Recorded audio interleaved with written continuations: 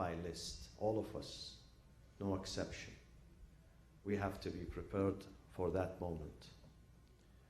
So I ask you to join me to recite Surah Al-Fatiha for the souls of those two honorable ladies. Al-Fatiha ma'a as-salawat.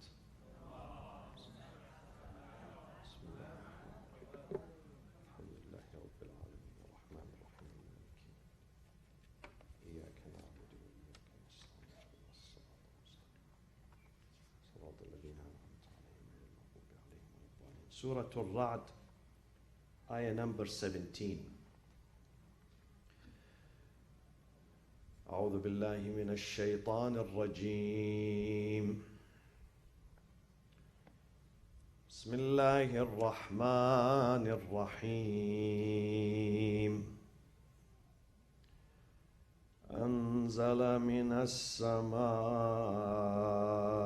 ماء فسالت أودية. أنزل من السماء ماء فسالت أودية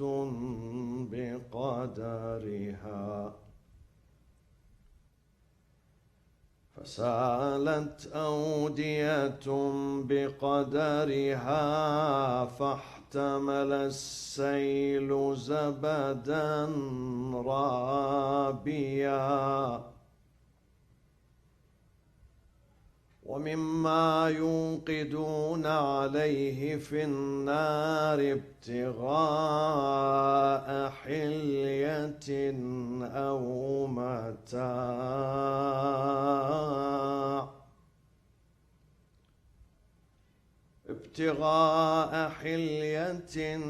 أو متاع زبد مثله كذلك يضرب الله الحق والباطل فأما الزبد فيذهب جفاء وأما ما ينفع الناس فيمكث في الأرض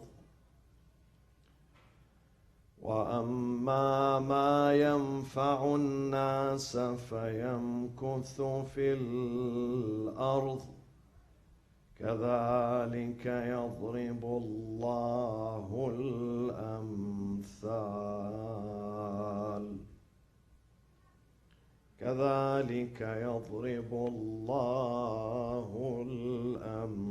الأمثال صدق الله العلي العظيم.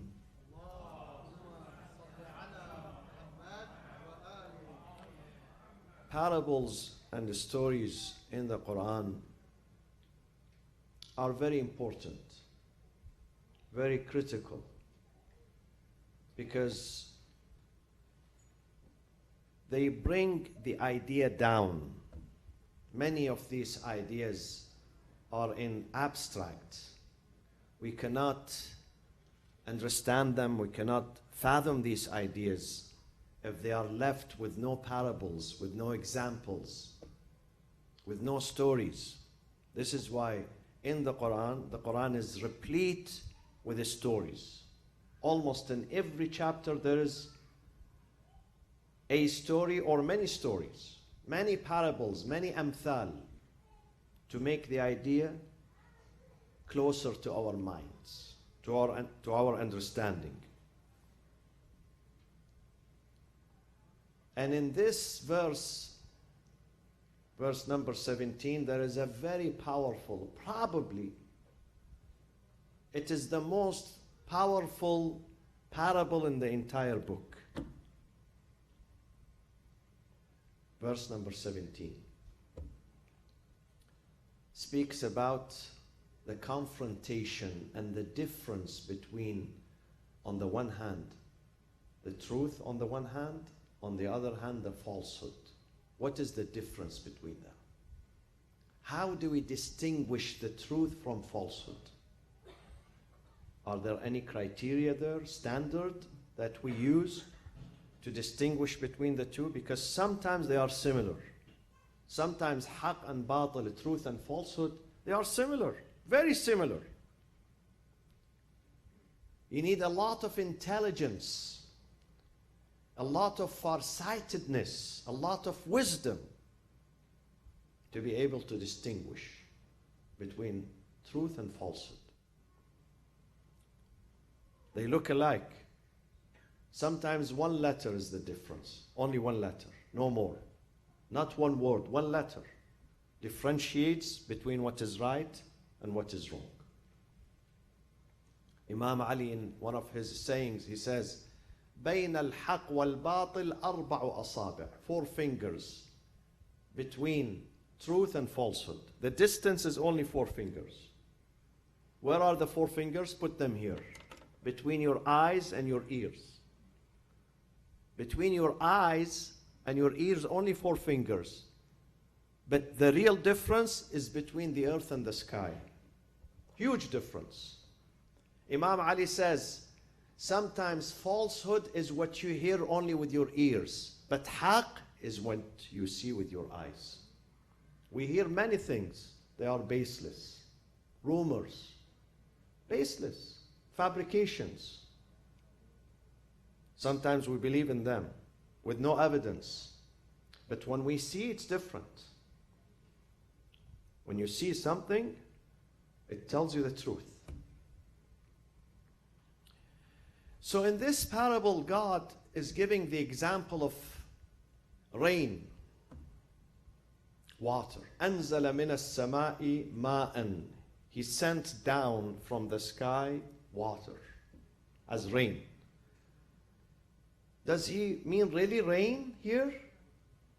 Yes, the surface meaning, the outer meaning is rain, but there is an inner meaning. There is a metaphor here. Rain is metaphor for what? Water is metaphor for what? 2 things. Number one, knowledge, ilm. Allah says, I send down knowledge. I am generous in making knowledge available for people. Making wisdom available. Some people have different capacities.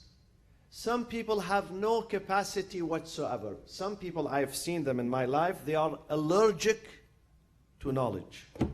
They are not allergic to food, not allergic to any medicine, but they are allergic to knowledge. They don't like knowledge. They hate knowledge. They hate to study. They hate to learn. They hate even to open a book. They hate to listen to a lecture. They hate to go to a classroom. They hate to see the teacher. Allergic. Their capacity is 0 capacity. Others, they are greedy for knowledge. Imam Ali says a true scholar is the one that he does not satiate. He does not say, I have enough knowledge. The more he studies, the more he reads, the more he loves to discover. In this life, we have 2 seekers. Talib means seeker, a seeker. Talibani manhuman, greedy. One, talibu ilmin wa talibu mal. The seeker of knowledge and the seeker of money. They would never say enough. The one who goes after money, he loves money. Until the last day he dies, he loves his money. He doesn't give up on his money. The more he makes, the more he wants, the more he desires. Same thing with the seeker of knowledge, because he enjoys knowledge. He thrives on knowledge. I'm going to speak tomorrow in the Friday prayers, God willings, about how to invite people to your religion. One of them is knowledge. If you are intelligent, if you are knowledgeable, you can easily invite, easily encourage people to accept. But when we don't have knowledge, we can't convince people that we are right. This is why prophets, all of them were knowledgeable. Imams were the most knowledgeable. With ignorance, we can invite people to nowhere. except to damnation, not to success. So God says, أنزل من السماء ماء فسالت أودية بقدرها. River beds are going to flow according to their own capacities. This is a metaphor for what? For my heart and your heart. River beds here, it means my heart and your heart. How much knowledge we can get? Can we get 1%, 5%, 10%, 100%? People are different in their capacities. Knowledge comes down. Some people seek it from the age of 4 until the age of 98. They don't cease seeking knowledge. Every day for them is an opportunity to learn, to excel, to discover, to find out. They never say, I am done with knowledge. I have all the knowledge. They are always thirsty for knowledge. Other people have no capacity. Mind you, that sometimes, I have to say this is very important. Sometimes people who are a graduate of Ivy League schools, they have a lot of knowledge, but still they can't find the truth. For the rest of their life, they don't find the truth. And some people who did not go to school at all, they didn't go to prestigious school, but they were self-taught through their research, through their sacrifice, they were able to find the truth. So when I say knowledge, you don't have to go to a prestigious university in order for you to find the truth. Sometimes people go to the most expensive universities, but still they don't find the truth.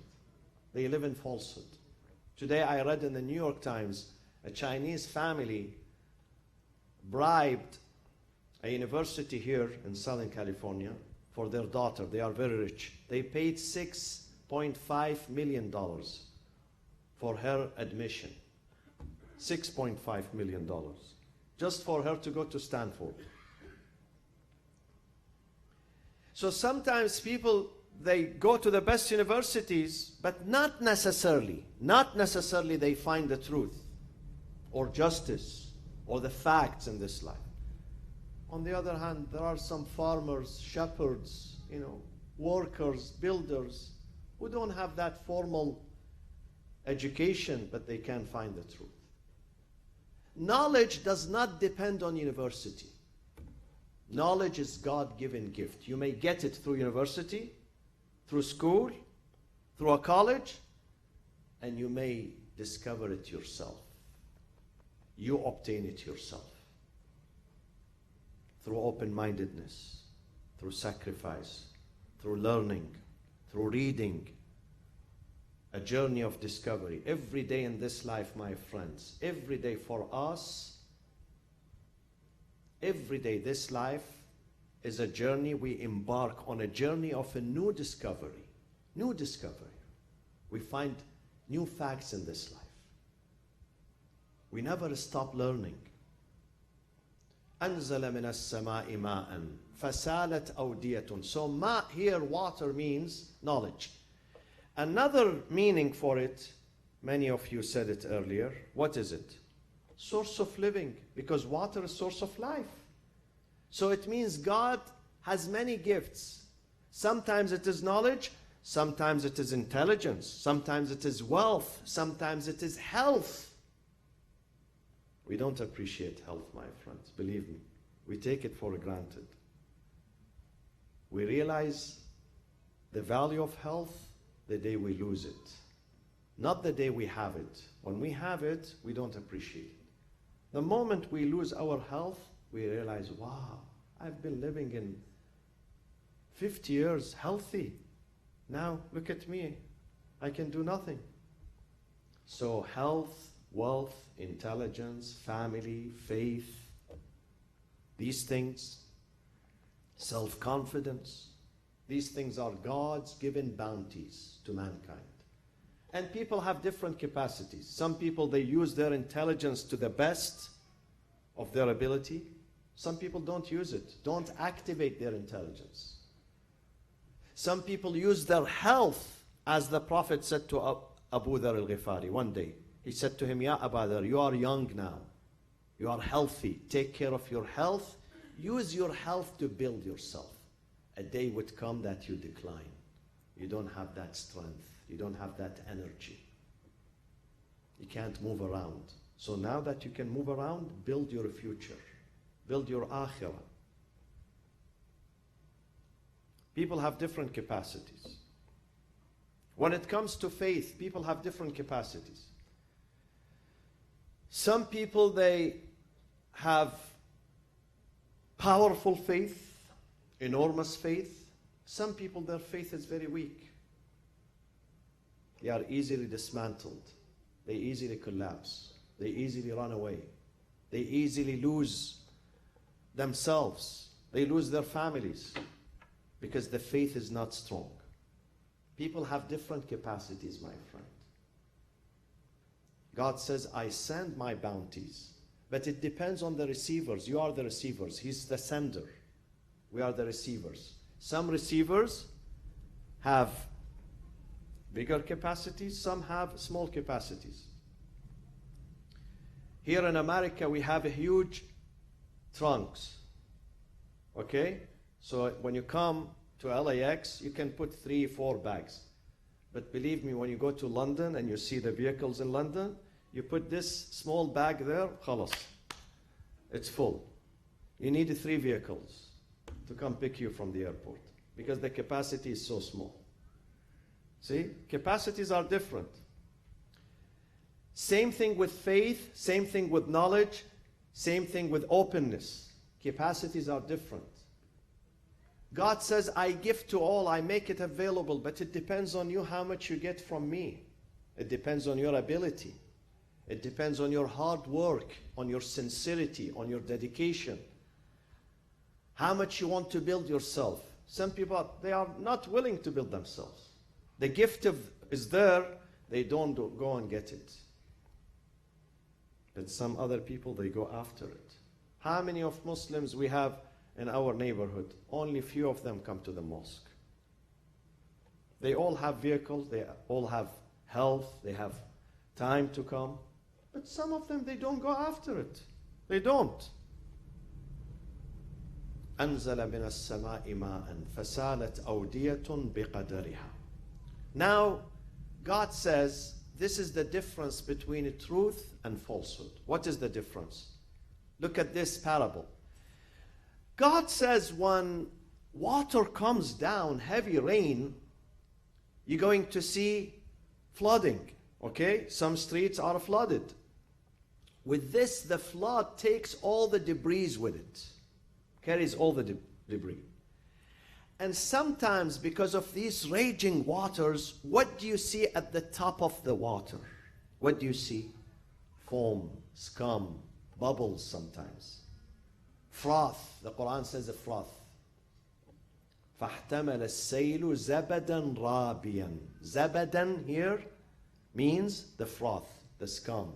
Sometimes when you fly over the ocean, you think that there are small boats in the ocean, but these are not boats. These are the currents when they hit each other and you see the foam floating. These are not boats.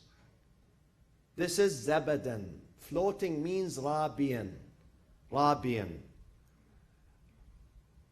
Rabian means a floating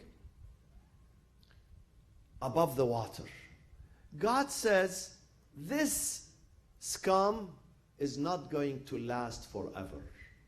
It is going to subside and then it is going to disappear. This is the example of what? Falsehood. Sometimes falsehood comes very powerful, presents itself in a very, very violent way, powerful way, but then inside it's a bubble, it's empty. Doesn't last. Whereas Allah says, the rest of the water is going to benefit mankind. The bubble is not going to benefit. It is going to disappear. But the rest of the water, it's going to subside, goes into the land. When it goes into the land, humans are going to use it. It's a water reserve. Humans are going to use it. Animals are going to use it. Plants are going to use it. It becomes useful for the humanity. And this is the example of what? The truth. وَأَمَّا مَا يَنْفَعُ النَّاسِ, what is going to benefit people is going to فَيَمْكُثُ فِي الْأَرْضِ, remains in the land, in the earth. Remains in the earth. This is the difference between truth and falsehood. Some people have different capacities. Sometimes you find people of one household, people in one household, several brothers and sisters who come from the same father and the same mother, same environment, same food, same room. Some of them are useful, very useful for mankind. Some of them are very useless. They cannot even benefit their own selves, let alone others. They are like the scum, the bubbles. Whereas others, they dedicate their life to serving the people, their communities, the humanity. I mentioned a story the other day of a mosque in Istanbul. The mosque still exists in Istanbul. The name of the mosque in Turkish, I don't speak Turkish unfortunately. The name of that mosque means, the translation of it, it's a funny sentence. Sometimes we call the mosque Masjid al-Taqwa, Masjid al-Iman, Masjid al-Allah, Masjid al-Anbiya. But this guy chose a very, it sounds weird, but it is very meaningful to this mosque. He chose the name, Suppose I Ate. Suppose I ate. What is it, suppose I ate? But it has a story, very good story. This man was an average man. He was not a millionaire. He was not rich. An average man in Istanbul, many years ago, many decades ago. This man decided to build a mosque. He has to save money. He asked people to help, nobody helped. He said, I'll take care of it. He's not rich. So he started to save. Every day he goes to the market, let's say, he's supposed to buy some meat, okay, some grocery, some fruits, some sweet, especially Turkish sweet. Nobody can resist. He will take the money, let's say the meat cost, let's say $2. He will take it out of his pocket and he says, suppose I purchase this meat. And then he puts it back in his pocket. Then he goes to the grocery, fruits are there. He wants to buy, let's say it costs $3. He says, suppose I purchase them, suppose I ate them. He saves the money. Every day, this is exactly what he does. Every single day. He goes to the market and he passes by in the market, by these shops. He says, suppose I purchased, suppose I ate this sweet. But he doesn't eat. He puts the money back. He saved the money. He purchased a small piece of land. He built a house for God with that little money. The mosque, the man died. The mosque still exists. وَأَمَّا مَا يَنْفَعُ النَّاسِ فَيَمْكُثُ فِي الْأَرْضِ. What is going to benefit people is going to remain in the earth. He calls the masjid, suppose I ate. Suppose. Sometimes we think, I'm going to go to this fancy restaurant, you know, I pay $200 for a meal. It will make my day. I'll be the happiest person. But then you go and you eat and nothing happens. You are still not the happiest person. You are still sad. Yeah?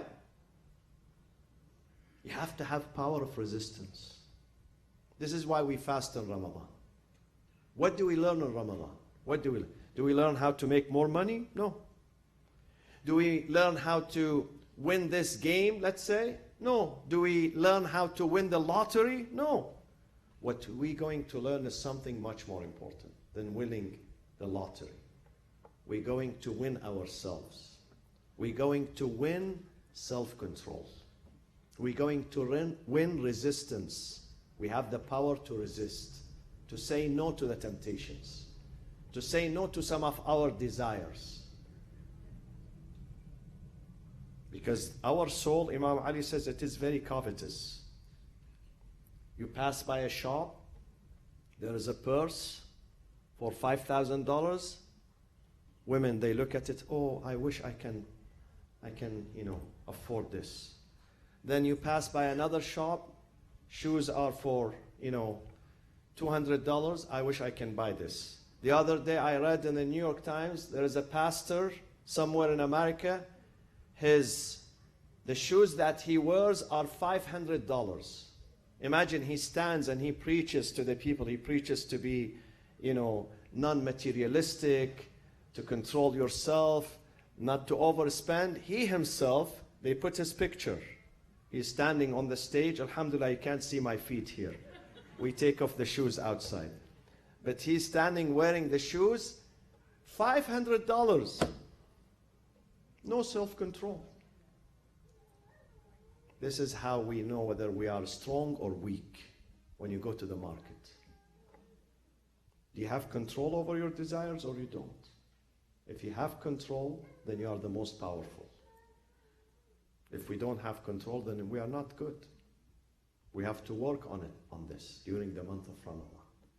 A season of self-control, a season of self-restraint, a season that I have the courage to say to myself, no, I'm not going to buy this. Nothing will happen to me. If I don't buy this product, nothing will happen to me. So this man built a mosque through self-resistance, through self-control. God says things that are true, and for the sake of God, they're going to remain. Things that have no truth in it, no honesty, no dedication, no sincerity. Some people build things to show up, not to serve. And God knows the intention of each and every person. And this concept applies sometimes to governments, to countries. Countries that serve their people, they remain. Countries who do not serve, they don't stay. They don't stay forever. فَأَمَّا الزَّبَدُ فَيَذْهَبُ جُفَاءً. The scum is going to go. How many revolutions now we have in the Middle East? How many governments were toppled just recently in the past 3-4 weeks? Because they did not serve. Because they are scum. They are bubbles. They don't have real service. They don't help their own people. And it applies on to afraad, to people like us. If people are really helping their societies, their families, their communities, their countries, they're going to remain. The effect of their work is going to last forever. But those who are just in this life, just to eat, just to drink, just to be entertained, just to have fun, they have no benefit to anyone. They are not going to stay. They are going to go. Same thing with even the mosque. Let's ask ourselves. Sometimes I see many mosques. Then I ask myself, what is the benefit of this mosque? Don't look at the building. Neither look at the crowd. At the end of the day, sit and calculate. Say, this mosque had these benefits. Does it have really a benefit? Sometimes it doesn't have benefit. They ask people for donation, people coming in and out. At the end of the day, people manners are not changed. Nothing is changing. Nothing is positive. Nobody is being guided, not even a single person being guided. It becomes a place, a hub of gossip, a hub for hypocrisy, a hub to socialize, wasting your time. It applies even to mosques. God says this is the difference between truth and falsehood.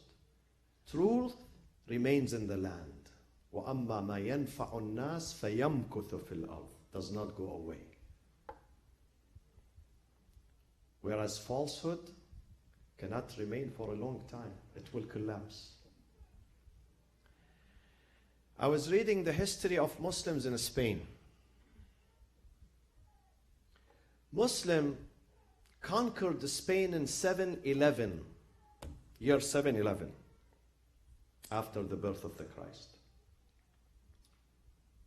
With 600 soldiers, they crossed the Strait of Gibraltar from Morocco into Spain, southern Spain. And still today, this a huge rock on the Spanish side is called Gibraltar, which is a colony of England, the UK today. 6,000 soldiers with their leader, Tariq ibn Ziyad. Tariq ibn Ziyad, Gibraltar. And then by year 720, meaning 9 years after that, the entire Spain, Portugal, and part of France, not just Spain, the entire Iberian island or subcontinent, with Portugal and part of France, was ruled by the Muslims. 720. Yeah, in year 720. And they lasted there for almost 800 years. 800 years. They ruled. Go now there and ask about a mosque to pray. You don't find a mosque. Why? 8 centuries. The Muslims were here 8 centuries. 8 centuries. Even the mosque that they left behind, which is called Mesquita, even these mosquitos are turned into cathedrals and churches. Why? What happened? Why Islam collapsed after 800 years? You know why? Because it was based on falsehood, not truth. Because those conquerors who went there, they did not go to guide people and help people. They went there to exploit people, to take advantage of that land, not to help that land. They went there as conquerors. They wanted to dominate. They wanted to rule. They were interested in governing and ruling and dominating, not helping and serving. Whenever a government, any government in the world, when their objective is to dominate, they're not going to succeed. But the government that comes to help, to save, to guide, to facilitate life for people, it would last. This is the difference. This is the difference. How many years, those of you who are my age, how many years communism ruled in Russia? Can you remember? Almost 70 years. Communism collapsed in Russia in 1991, 1990s. Do you remember Boris Yeltsin? I remember him. He collapsed, and then he bequeathed power to this guy, Putin. He became the president, alhamdulillah, democratic, since that time until now. Okay? And people love him. I went to Moscow, and I saw people really love him. I talked to people, ordinary people, and they love him. Alhamdulillah, Allah has given him this, planted his love in the hearts of the Russian people. 70 years, people were not allowed to go to the... Many of the churches, they have some beautiful churches in Russia. St. Petersburg and Moscow, they have the most magnificent churches in the whole world. They were shut down. Many of them were turned into warehouse. Sometimes the military would use the church as a warehouse. But after 70 years, go to Russia today. These churches are packed. Why? They could not change people's faith. Why? Because it was a scum bubble. فَأَمَّا الزَّبَدُ فَيَذْهَبُ جُفَاءً. As to the froth, the scum, the bubble, it is going to go away.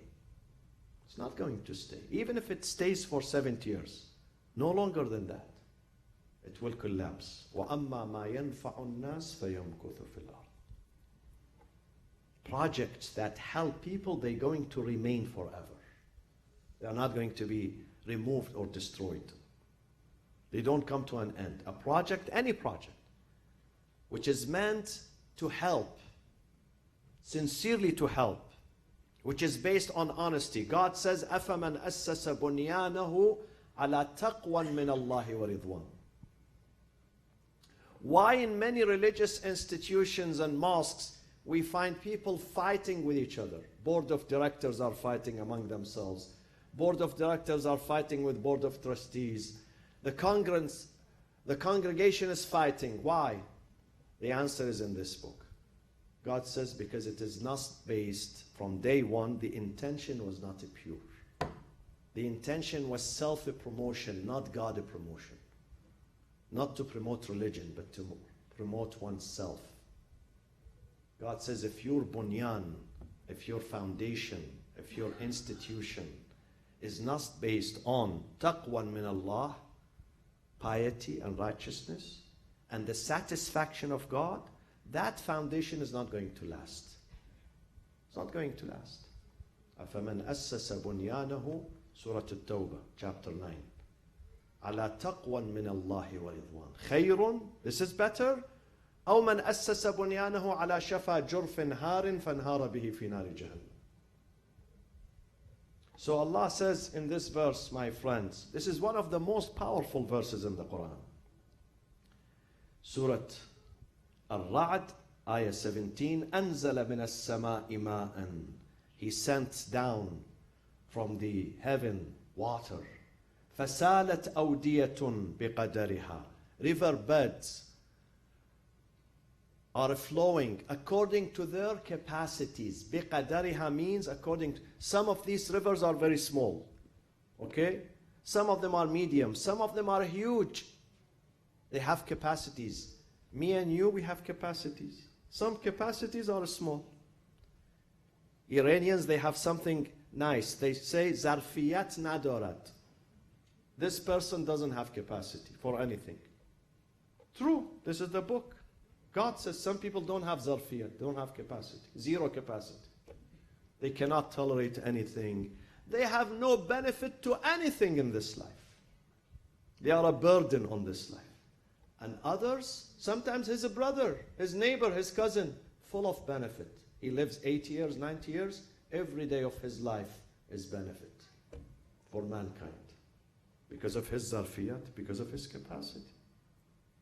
أنزل من السماء ماء فسالت أودية بقدرها فاحتمل السيل زبدا رابيا ومما يوقدون عليه في النار ابتغاء حلية أو متاع زبد مثله كذلك يضرب الله الحق والباطل. God sets forth the example, the parable of truth and falsehood. فأما الزبد, as to the scum and the bubble, فَيَذْهَبُ جُفَاءً. It is not going to remain. It expires, immediately expires. فَيَذْهَبُ جُفَاءً وَأَمَّا, as to what benefits people, the truth, يَنْفَعُ النَّاسَ فَيَمْكُثُ فِي الْأَرْضِ. It's going to stay, remains in the land. Hence, كذلك means hence. كذلك يضرب الله الأمثال. Hence, God provides parables. Provides parables for us to understand, to grasp the idea, to open our eyes, to be sources and agents of truth, not falsehood, to work for our akhirah, to save. When I came to this country, someone told me, the Vietnamese, I don't know whether this is stereotyping, right, wrong, I really don't know. I heard this. They save 80% of their income. When they come to America, they save 80% of their income. They only spend 20%. I said, what they do with the 80%? They said they send it back home to build farms, purchase farms, lands, buildings, homes, build homes. In case one day they want to go back home, they have a place. I said, this is what we have to do in this life. We spend 20%, 80% we save it for the next one. Because definitely we're going. Now the Vietnamese, maybe they are not going to leave Garden Grove and go back to Vietnam. Maybe not. But we definitely are going to leave Irvine and go there. Believe me. Nobody is staying here. Nobody is staying in this life. Nobody. Even if you are healthy and you think you are going to make it to your 80s and 90s, this is false perception. Definitely we're going to go there. No exception. So we have to invest there. اللهم اغفر للمؤمنين والمؤمنات والمسلمين والمسلمات الأحياء منهم والأموات تابع اللهم بيننا وبينهم بالخيرات. My friends, mu'mineen, the month of Ramadan, inshallah, most likely is going to be Monday. Most likely. Monday, May 6th, the first day. This year, 3 nights of the week we're going to have iftar. Thursdays, Fridays, and Saturdays. The program is going to begin with Salatul Maghrib and Isha, inshallah. Followed by iftar, dua al-iftitah, and lecture. 3 nights. 4 nights we don't have iftar. The program begins at 9 p.m.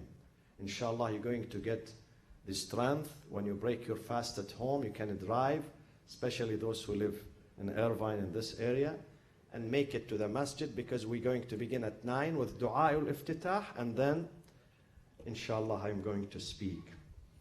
The reason we don't have iftar every night, not because we don't have money, no, but iftar requires commitment and energy and hard working, and we can't afford 7 days. It takes a toll on all of us here, believe me. This is number one. Number two, we want you also to spend some time with your families and friends. You get invited to your relatives' home, to your extended family's home. We want you to sit with your kids, with your family members at the dinner table, to chat with them, speak with them. We want you to invite others, inshallah, Muslims, non-Muslims, to your homes. So you have 4 nights a week, and inshallah 3 nights we do the iftar in the masjid. And if you want to donate for the iftar, Hajj Samir Amiri is there, available inshallah. Allahumma aghfir lil mu'minina wal mu'minat. So the program begins here on Monday, inshallah, the first night, but we begin at 9 p.m. inshallah. I'll see most of you at 9 p.m. home. Don't sit at home and fall asleep. Do you have suggestion? She can eat while she's driving. Yeah, I know some people in Toronto. One year Ramadan, while they were going to the center, they would break their fast while they were driving. 1 hour drive, so they break their fast. So, if there is a will, there is a way, inshallah. Allahumma aghfir lil mu'minina wal mu'minat wal muslimina wal muslimat al ahya'i minhum wal amwat. تابع اللهم بيننا وبينهم بالخيرات إنك مجيب الدعوات إنك غافر الخطيئات وإلى أرواح المؤمنين والمؤمنات, and to the souls of Hajj Khanum Mumtaz Daya and Hajj Khanum Farkhunda Khanum Turabiya Nassaj. الفاتحة مع الصلاة على محمد وآل محمد وعجل اللهم في فرج سيدنا ومولانا صاحب العصر والزمان. صلوا على محمد وآل محمد.